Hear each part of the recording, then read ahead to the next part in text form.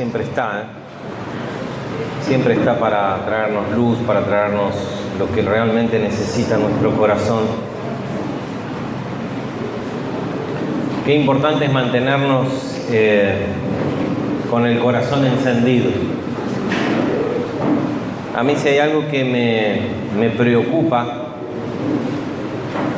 en mi vida y en la vida de la iglesia en general es aquella advertencia que Jesús hace en el capítulo 24 de Mateo, cuando Él está proféticamente relatando con cierta cronología los acontecimientos finales y habla de la gran tribulación, de la destrucción de la ciudad de Jerusalén. Y cuando habla de los últimos tiempos, de los tiempos que nos tocan vivir, dice que por haberse multiplicado la maldad, el amor de muchos se enfriará. Y eso me preocupa. Yo creo que ya lo dije y lo repito porque es algo que me preocupa. Que el amor se enfría. Fíjense que entonces quiere decir que lo tenemos que tratar de mantener lo más caliente posible. Y se enfría por una razón, por la maldad que hay alrededor nuestro. Quiere decir que esa maldad nos puede afectar y nos afecta de tal manera que nosotros dejamos de amar al Señor. Y tal vez seguimos con religión o con alguna cultura o costumbres o formas evangélicas, religiosas o lo que sea, pero es el amor el que se empieza a enfriar. Nos empezamos a dejar de enamorarnos del Señor. Y en la Biblia que nos habla de parte de Dios encontramos dos mandamientos fundamentales. Contando primero que en este pacto que Dios hace con nosotros, con los seres humanos, es un pacto de redención, es un pacto que está fundamentado en el amor. Dice Juan 3:16, de tal manera amó Dios al mundo que hizo lo que hizo. Nos dio a su Hijo unigénito para que todo aquel que en Él crea no se pierda, sino que tenga vida eterna. El pacto de Dios, la idea de la relación de Dios con nosotros es fundamentada, originada, causada por el amor de parte de Dios hacia nosotros, ¿no? O sea que ahí empieza toda la historia. La historia empieza en el corazón de Dios. Ahora, así como en este contrato que tiene Dios con los seres humanos, este pacto o contrato, este testamento que llamamos el Nuevo Testamento, que testamento es eso, un contrato, un pacto que hacemos, ¿no? El antiguo pacto, el que se hizo con Moisés, el nuevo pacto a partir del sacrificio de Cristo. Este pacto, este contrato, tiene dos partes, ¿no es cierto? Como todo contrato. Él firma y promete y da y cumple. Él se dio a sí mismo y es un pacto basado en el amor. Ahora, de parte nuestra también tiene que volver de la misma manera. Nosotros no tenemos la capacidad de amar a Dios y Él nos pone esa capacidad. Por eso la gravedad que yo les decía al principio, el amor de muchos se enfriará. Si el amor de algunos se enfría, si mi amor se enfría, mi amor hacia Dios se enfría, entonces este pacto queda inútil para mí específicamente. Porque el pacto es el compromiso de dos partes. De Dios en este caso, que Él ya cumplió y Él sigue cumpliendo y lo sostiene, y de parte mía de un amor hacia Él. ¿Se entiende?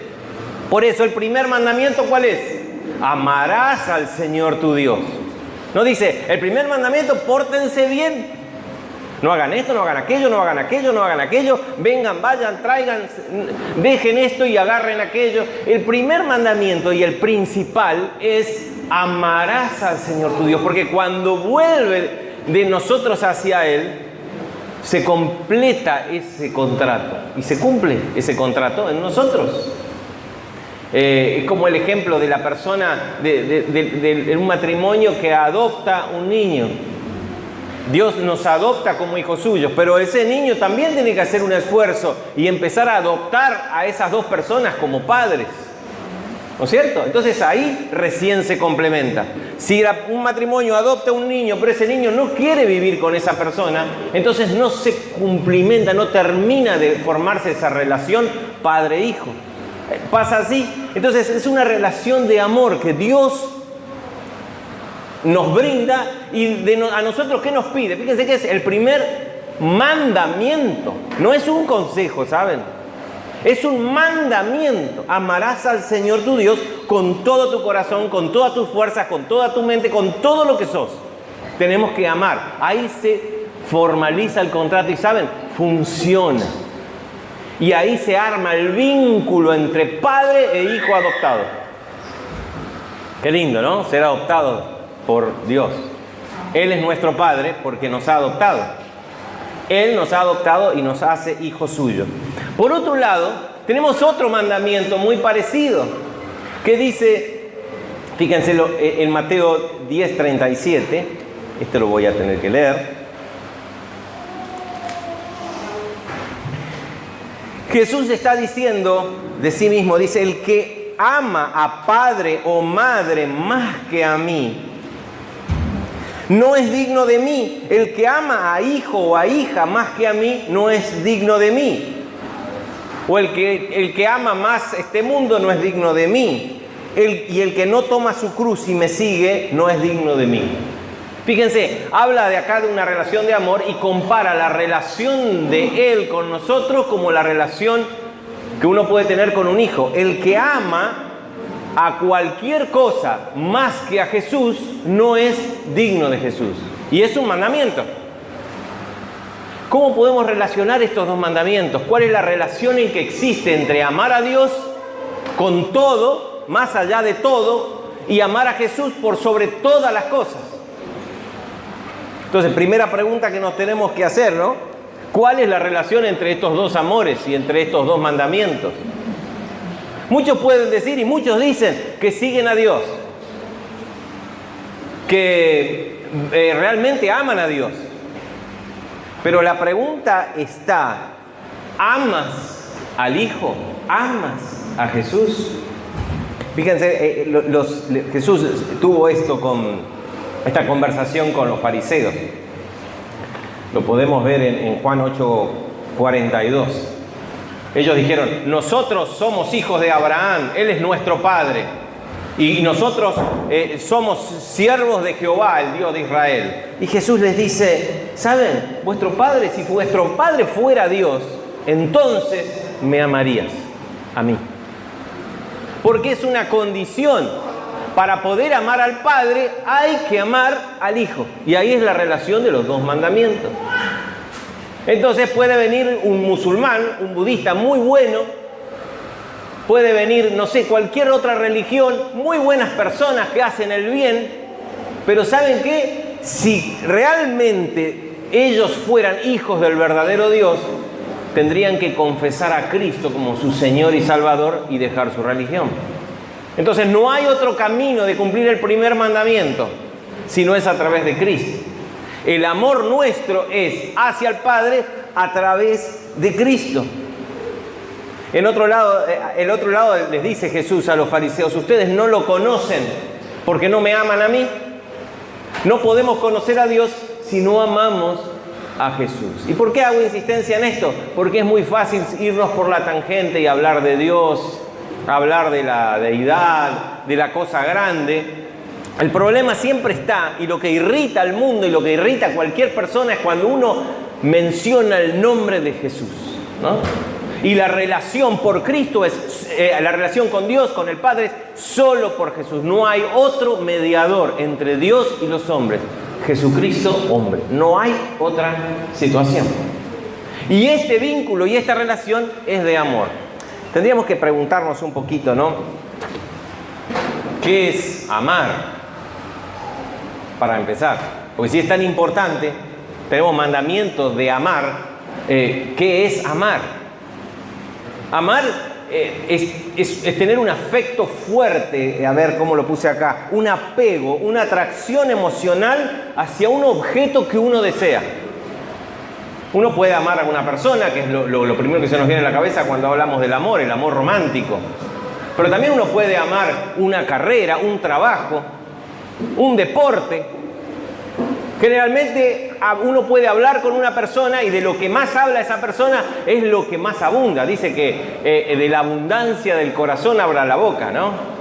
Entonces era llamativo, me acuerdo cuando éramos estudiantes universitarios, por ahí nos juntábamos después de algún examen, un par de compañeros y decíamos, bueno, vamos a comer una pizza, pero no vamos a hablar de la facultad.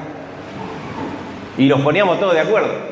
Sin querer, a los 15 minutos estábamos hablando del examen, de lo que dijo, de lo que la experiencia de uno, lo que me pasó cuando rendí esto, porque la facultad nos abarcaba gran parte de nuestra vida y eso era lo que estaba primero y de eso hablábamos, en eso estábamos concentrados, en eso yo tenía mi afecto, no porque me gustara, sino porque la tenía que terminar y ahí le metía toda la ficha. Entonces, saber qué amamos es un poquito autoobservación, ¿no? ¿Qué es lo que atrae? ¿En dónde busco mi satisfacción? ¿En dónde busco sentirme bien, sentir placer, sentir deleite, disfrutar? ¿Qué es lo que realmente a mí me provoca? ¿Qué me motiva? Porque ¿saben qué? El amor es una fuerza que nos impulsa.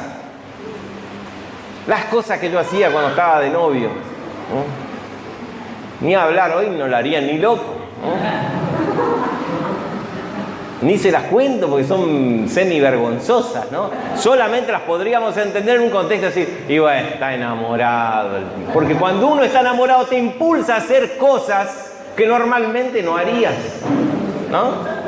Y ese amor hizo que yo persistiera y que yo, a pesar de un montón de cosas, porque mi señora es muy buena, pero tiene su carácter. A pesar de eso, yo no me importaba nada. Hasta las cosas malas yo las veía bien. Así es el amor. Entonces, el mandamiento, volviendo al principio, es que nosotros tengamos un apego, una atracción emocional hacia Dios. Que Él sea el foco de nuestra satisfacción.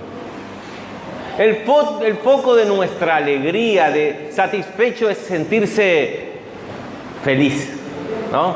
Lleno. ¿Vieron cuando uno dice, estoy satisfecho? No puedo comer más. Estaba riquísimo, me llené. Esa sensación de que no necesito más. Eso es estar satisfecho. No necesito más que Dios. Bueno, decíamos, la relación entre estos dos amores, volviendo a la primera pregunta, es que solo puedo amar a Dios con todo mi corazón a través de Cristo. No puedo tener un amor si no tengo el otro. No puedo decir yo soy Dios y hablo de Jehová, el Dios de Israel, porque ese Dios a veces es muy atractivo para muchas personas porque es un Dios justiciero, un Dios que pone orden, un Dios que castiga al malvado, un Dios que... ¿no? Entonces esa imagen que tenemos del Dios del Antiguo Testamento hace que minimicemos a Jesús, que parece más pusilánime, más buenudo, más tonto, ¿no es cierto? A veces muchas personas tienden a leer mucho el Antiguo Testamento y en su forma de hablar y siempre están hablando del Antiguo Testamento y del juicio y del castigo y de esto y del bla, bla, bla. ¿Me explico? Y cuando uno le habla de Jesús, de la misericordia, de la gracia, de su amor incondicional y hablan del amor, es como que ya quedan quietitos, ¿no? Ya quedan quietitos. La segunda pregunta que hago es ¿cuál es la naturaleza de ese amor? Veníamos hablando un poquito, le venía explicando conceptos acerca del amor, ese sentimiento. Muchos dicen, no, el amor es obediencia, porque Jesús dice, en el Evangelio de Juan, si me amarais, guardarías mis mandamientos, o si me aman, guarden mis mandamientos, o algo así dice. Entonces muchos dicen, no, amar a Dios es guardar los mandamientos de Dios, es hacer su voluntad, eso es amar. Y otros, llegué a leer uno que argumentaba y decía que el amor de Dios no puede ser algo afectivo o emocional, porque es un mandamiento amar, y los mandamientos no se mandan, los mandamientos se sienten. Entonces, alguien nos puede decir, amá, yo si hay un deporte que no entiendo es el béisbol, ¿no? Y yo veo a la gente en las tribunas, no sé si vieron algún partido de béisbol, todo el mundo gritando como fanáticos, y yo no sé qué están haciendo 2 o 3 parados en la cancha. Tira la pelotita, no entiendo cómo es. Pero si alguien me dice, tenés que amar el béisbol, yo no lo puedo amar, ¿O sí? No, bueno, tal vez tengo que entender cómo funciona el deporte y capaz que en una de esas, siguiendo algún equipo bueno, me empieza a gustar y empiezo a seguir el béisbol. Ahora, me resulta más fácil amar el fútbol, me gusta el tenis o algo parecido, ¿no? Eso me resulta más fácil porque es algo que tiene que ver conmigo. Es como, dicen entonces, no se puede mandar a las emociones. Pero, por otro lado, nos dicen, alegraos, regocijaos en el Señor, siempre. Otra vez les digo, regocíjense. Me están mandando a que tenga una emoción de alegría. Sean pacientes. Sean misericordiosos o compasivos, es otra emoción, otra cosa que tiene que ver con el afecto, ¿no es cierto? Entonces parece que las emociones sí se pueden mandar. Y Dios sabe que Dios manda nuestras emociones porque estamos tan corrompidos que tenemos emociones incorrectas, no podemos tener la emoción correcta. Si alguien nos lastima, automáticamente por nuestro pecado reaccionamos en contra. Y Dios nos dice, no, tenés que perdonar, tenés que amar a tu enemigo. Nos está mandando emociones. Entonces, sinceramente, este amor tiene que ver más con el afecto y este amor tiene que ver con algo más profundo y más fundamental. ¿Y por qué digo fundamental? Porque es el que sostiene el contrato del que les hablaba al principio, este contrato que Dios hizo con nosotros. Pero este contrato tiene dos partes, vuelvo a repetir. Dios la cumple, ahora nosotros tenemos que cumplirla. Fíjense que Jesús dice, el que ama más a su hijo que a mí no es digno de mí. Y Él compara esos amores, ¿no? El amor que uno puede ser, ese afecto que uno tiene por el hijo.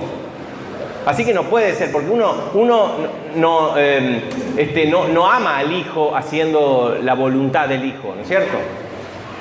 Uno no ama a Dios haciendo la voluntad. Uno hace la voluntad de Dios porque lo ama. Es al revés.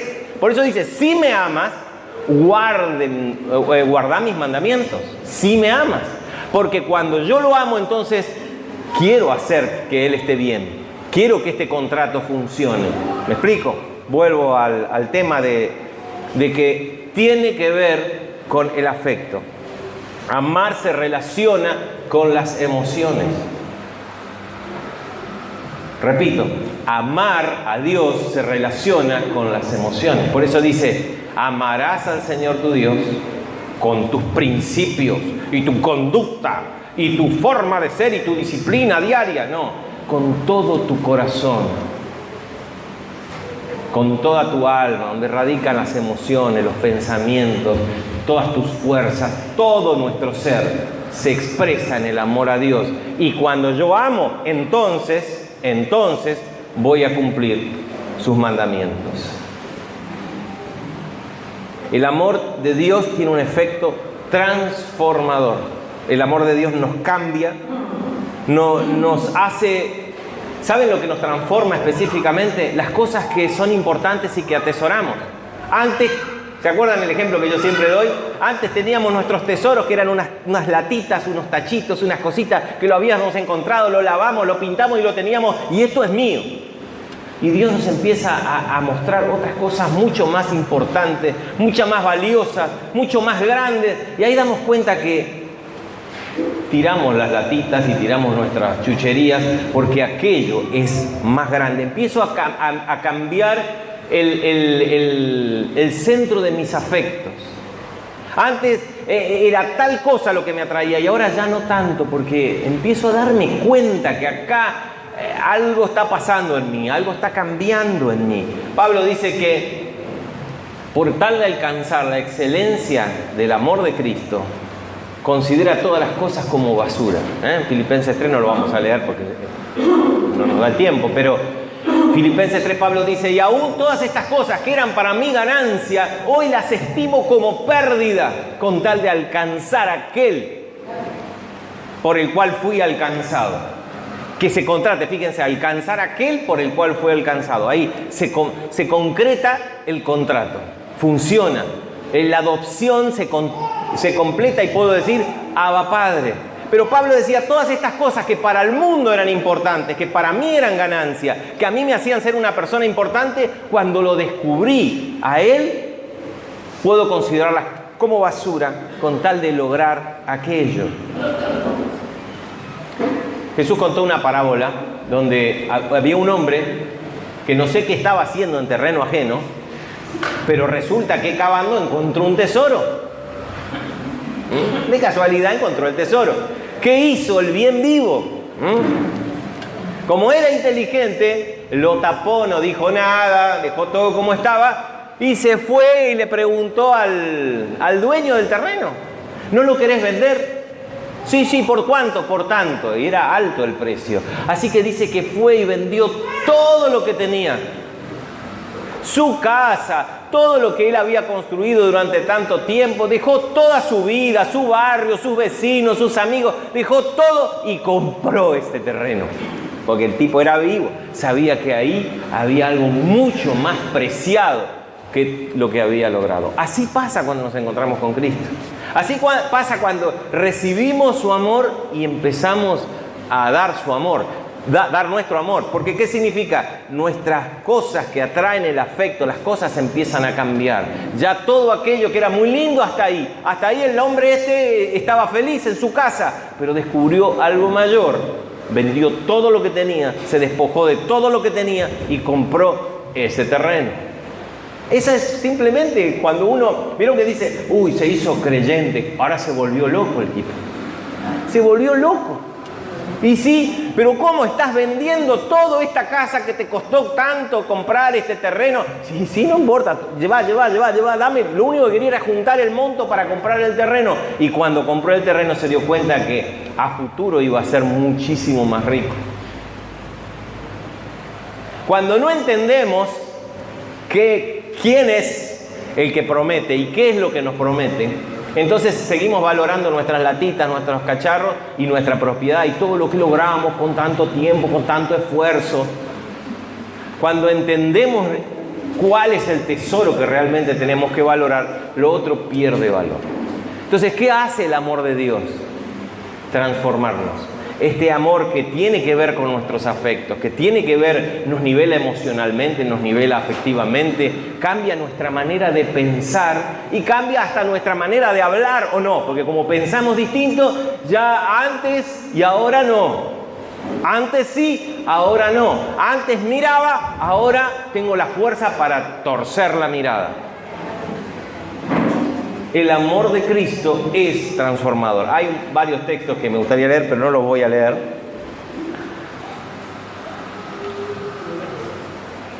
Porque tenemos que ir al tercer punto. La tercera pregunta es ¿de dónde lo saco? ¿Se acuerdan de esa propaganda? ¿No? Puertas y ventanas, ¿de dónde lo saco? Sáquelo ya mismo. Que la tiene nuestro vecino acá. ¿Se acuerdan de esa propaganda? Pero por años la escuchábamos por la radio. ¿De dónde saco este amor? ¿Cómo hago para amar? Porque, ¿se acuerdan que yo les decía? Si a mí me ordenan que ame el béisbol, ¿cómo hago para amar el béisbol? ¿Cómo hago para amar a Dios?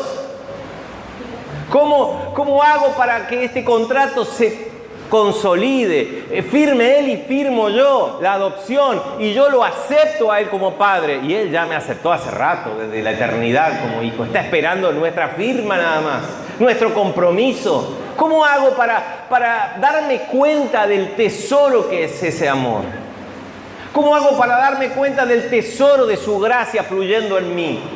¿Cómo hago para darme cuenta de lo grandioso que es la transformación en mi vida?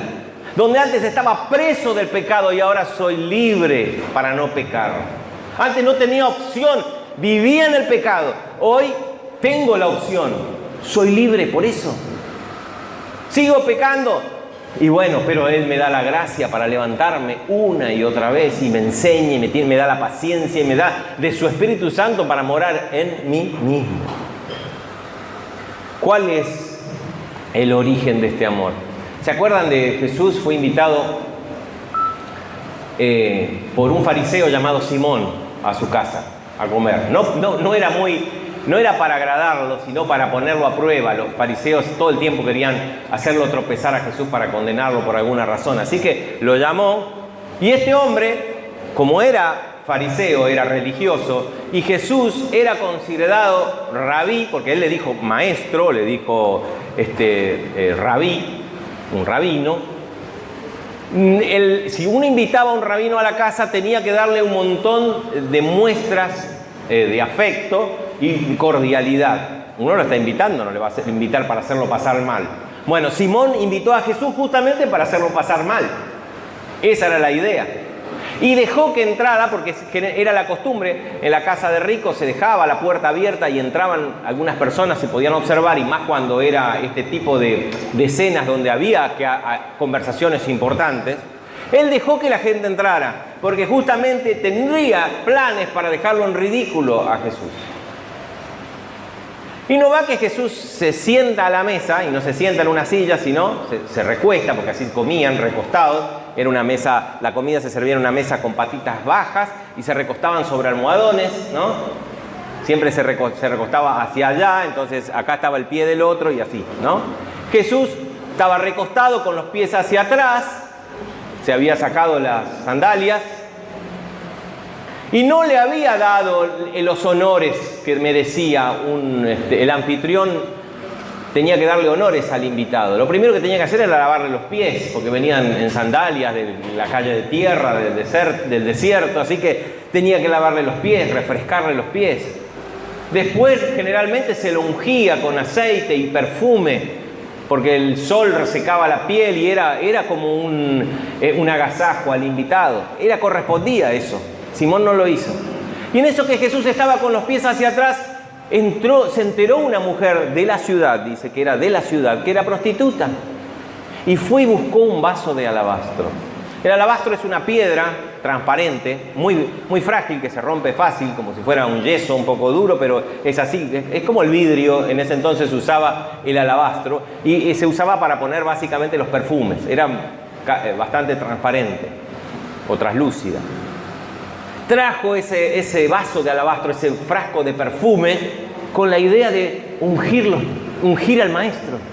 Evidentemente ella alguna experiencia había tenido en su interior que la había golpeado de tal manera que sentía un amor tremendo hacia su Salvador. No sé si habrá escuchado las predicaciones de Jesús y las enseñanzas de Jesús acerca del amor incondicional de Dios. No sé qué habrá pasado antes, de dónde esa mujer sacó esa información y ese tremendo amor que tenía hacia Jesús como Salvador. Como alguien que no condenaba. Ella se ve que estaba condenada por su pecado, y cuando se arrimaba a la religión farisea, lo único que recibía era condenación y acusación. Ahora en este caso había escuchado de Jesús otra cosa, así que vino desesperada, y no sé si lo tenía planeado, creería que no. Dicen los estudiosos que no. Se quebrantó y se puso a llorar, y no iba a ungirle la cabeza con el perfume. Jesús era considerado un rabino, un maestro. ¿Ella quién era? Era nadie, una prostituta. Así que desde atrás se arrimó y empezó a besar los pies de Jesús, y se derramó en lágrimas. Y se armó un enchastre ahí, te imaginas, ¿no? Entonces, claro, no había toallas. ¿Qué le iba a pedir al fariseo que le prestara una toalla? Así que se soltó el pelo, que era otra de las cosas que no tenía una mujer en esa cultura, soltarse el pelo solo frente a su marido. Se soltó el pelo y empezó a secarlos, a enjugarlos con sus cabellos. Y después que los enjugó, los ungió con el perfume y los besaba. Entonces el fariseo dijo: acá te agarré, Jesús, Se ve que como no es de la ciudad, pero los que somos de la ciudad conocemos bien quién es esa señora y lo que hace. Pero se ve que Jesús no es ningún profeta, porque si no sabría qué clase de mujer es la que le está tocando, porque los fariseos no dejaban que lo toque ningún pecador para no contaminarse con los pecadores, porque ellos eran santos. Y Jesús, sin embargo, dejaba no solo que lo toque, sino que lo unja y le bese los pies. Entonces Jesús le cuenta una parábola y le dice: mira, había un hombre que tenía 2 deudores. Uno le debía muchísimo y otro le debía poco. A los 2 les perdonó la deuda. Decime, Simón, ¿quién va a amar más a este acreedor, a este hombre? Y supongo que el que le perdonó más. Bien dijiste, dice Jesús. Esta mujer, yo vine a esta casa y no me diste agua para lavar mis pies. Y le reclama, le hace el reclamo. no ungiste mi cabeza. Sin embargo, ella no ha dejado de lavar mis pies con sus lágrimas y lo ha enjugado con sus cabellos. Vos no me ungiste mi cabeza con aceite, ella ha ungido mis pies con perfume. Por eso te digo que a ella sus pecados le son perdonados, porque amó más. Fíjense qué importante es entender esto, porque la naturaleza de este amor tan importante, que es mandamiento de Dios y que es la firma mía de lo que sí, del plan de Dios de adoptarme como su hijo, tiene que ver con el reconocimiento de lo que Él hizo por mí. ¿De dónde salió el amor de esta mujer hacia Jesús como Salvador?